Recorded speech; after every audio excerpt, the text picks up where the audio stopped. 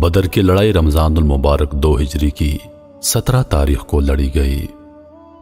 لڑائی سے پہلے پہلی رات جب کہ آسمان پر 17ویں کا چاند چمک رہا تھا، نبی اکرم صلی اللہ علیہ وسلم نے اللہ کے حضور گڑ گڑا کر دعائیں کی۔ آپ نماز سے فارغ ہو کر اپنے خیمے میں بیٹھ گئے اور اللہ کی نصرت کو آواز دی۔ وہ رات بھی تاریخ کی عجیب رات تھی۔ اہل ایمان عشاء کی نماز کے بعد نوافل، تلاوت، ذکر الہی اور دعا و مناجات میں مشغول تھے۔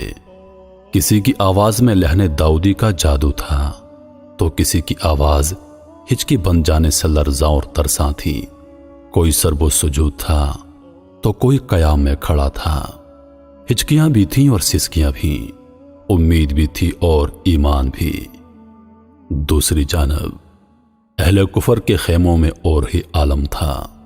ضیافتیں، بھنا ہوا گوشت، بادہ و جام، کہکے، اشعار، مزاح، کبر و غرور، خاندانی تفاخر، بہادری کے قصے اور نامعلوم کیا کیا خرافات۔ پیٹ بھر کر کھا چکے تو سراہیوں کے منہ کھل گئے۔ نرم و نازک تھرکتے ہوئے جسموں اور پائل کی جھنکار نے سب کو محصور کر دیا۔ رقص اور موسیقی اور قریش کی بہادری پر مشتمل رزمیہ ترانے اور گانے بجانے والیوں کے ہاتھوں اور آنکھوں کی حرکات و سکنات اور ان کے درمیان بہکے ہوئے نوجوانوں کا غلغپاڑا اور شور و ہنگامہ۔ دونوں جانب کے جنگجو ایک دوسرے سے کتنے مختلف تھے۔ چشم فلک یہ سب دیکھ رہی تھی اور گوش ارض یہ سب سن رہا تھا۔ آسمان کی بلندیوں پر چاند مشرق سے مغرب کی جانب رواں دواں تھا۔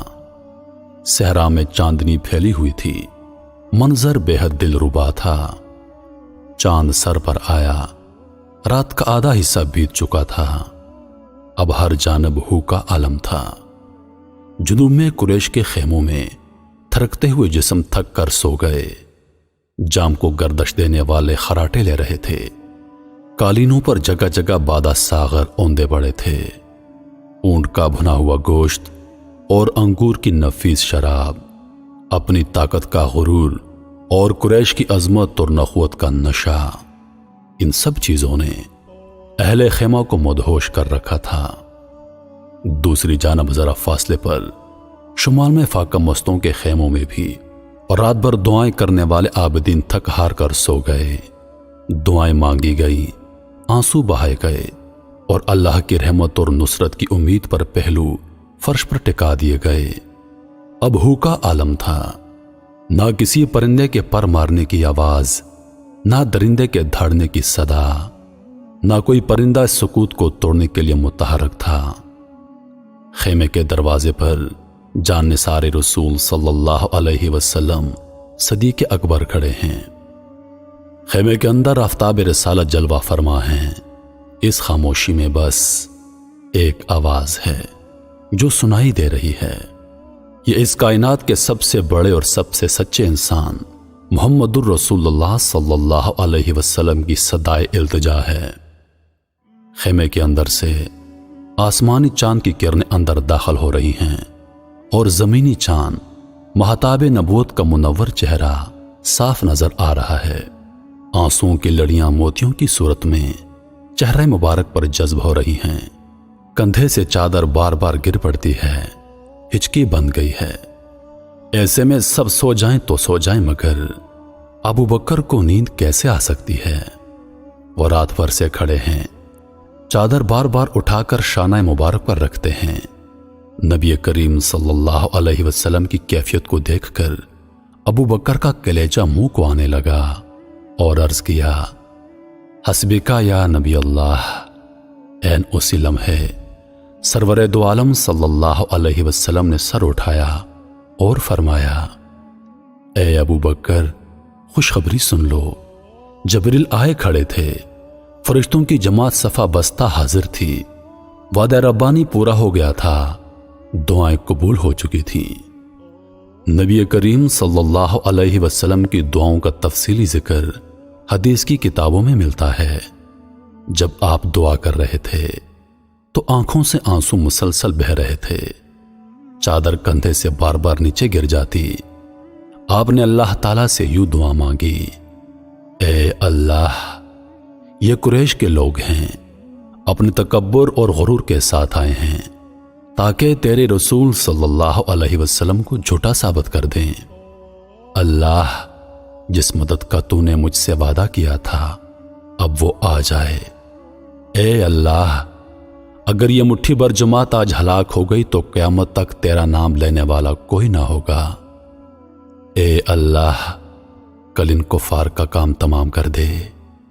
एक रिवायत में है कि आप सल्लल्लाहु अलैहि वसल्लम ने अल्लाह पाक से यूं दुआ की, ए अल्लाह, इस उम्मत का फिरौन अबू जहल बच कर ना जाए। कुछ दूसरे सरदारों के नाम भी मिलते हैं जिनके कत्ल की आप सल्लल्लाहु अलैहि वसल्लम ने दुआ मांगी थी, उनमें से एक भी बचकर ना जा सका। नबी करीम सल्लल्लाहु अलैहि वसल्लम की दुआओं के मजमूए हदीस की मुस्तनिद किताबों में मिलते हैं। नबी करीम सल्लल्लाहु अलैहि वसल्लम की दुआएं निहायत जामे, पुरतासीर और अल्लाह की रहमत को जोश दिलाने वाली हैं, मगर ग़ज़वा बदर की दुआ का रंग ही दूसरा है।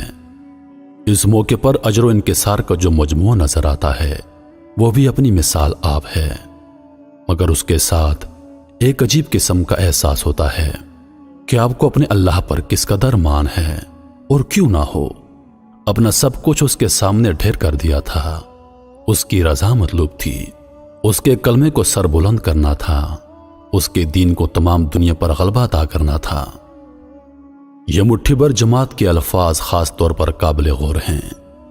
कुरैश की नखुवत ताकत का तज़किरा भी दुआ में मिलता है, और अपने साथियों की बेचारगी और बेसरो सामानी के इशारात भी मिलते हैं।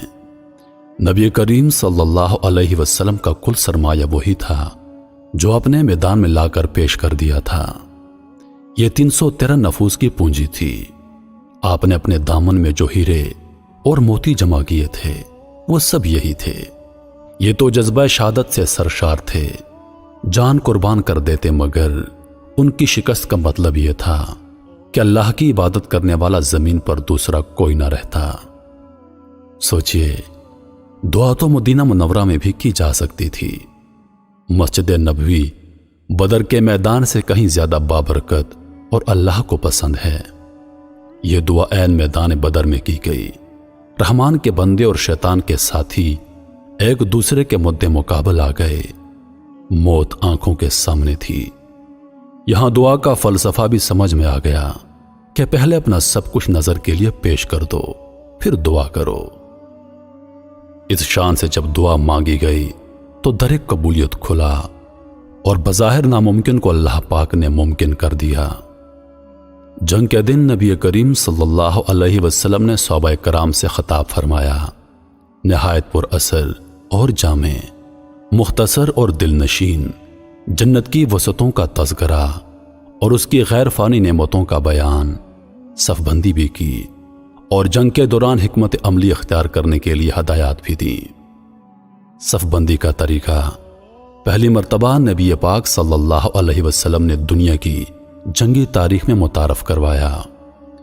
उसके बाद से लेकर आज तक ये मुख्तलिफ अंदाज के साथ जंगी हिकमत अमली में जंगों में राय चला आ रहा है।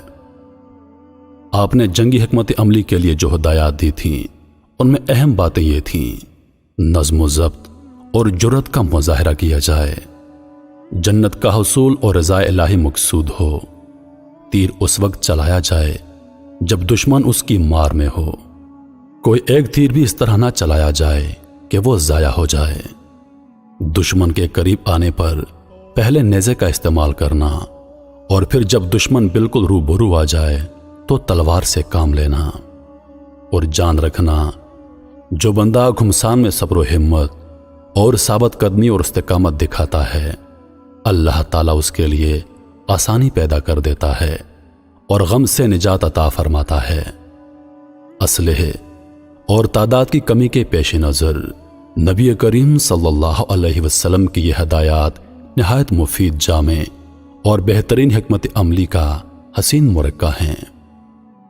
यह बात पेश नज़र रहनी चाहिए कि नबी करीम सल्लल्लाहु अलैहि वसल्लम ने अपने खेमे को बतौर ऑपरेशन रूम या कमांड पोस्ट के इस्तेमाल किया।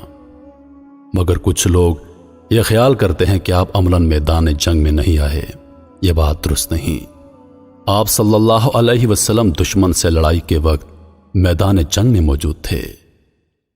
अल्लामा इब्न कसीर रहमतुल्लाह अलैह ने अपनी मारूफ तारीख अल-बदाया वल निहाया में सैयदना अली बिन अबी तालिब का यह कौल नकल किया है कि यौम बदर हमने देखा कि सख्त लड़ाई के वक्त नबी करीम सल्लल्लाहु अलैहि वसल्लम हम में से सबसे आगे थे और दुश्मन पर हमला कर रहे थे।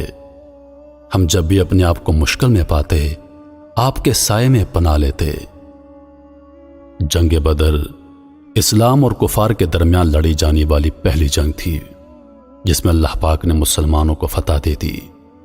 इस जंग में मुसलमानों की तादाद 313 थी और कुफार की तादाद 1000 जंगजुओं पर मुश्तमिल थी, जिनके पास बेहतरीन घोड़े, बेहतरीन तलवारें, बेहतरीन हथियार और अरब के जाने माने जंगजू शामिल थे। मगर दूसरी तरफ मुसलमानों की तादाद सिर्फ 313 थी। इस जंग में अल्लाह पाक ने फरिश्तों की मदद के जरिए मुसलमानों को फतह नसीब फरमाई। 72 मुसलमान इस जंग में शहीद हुए, जबकि कुफार के बहुत सारे लोग मारे गए, जिनमें उनके बड़े बड़े सरदार भी शामिल थे, जिनमें सरफहरिस्त अबू जहल हैं। बहरहाल इस जंग में अल्लाह पाक ने मुसलमानों को शानदार फतह नसीब फरमाई। कुफर और इस्लाम के दरमियान लड़ी जाने वाली यह पहली जंग थी जिसका जिक्र तारीख में हमेशा याद रखा जाएगा।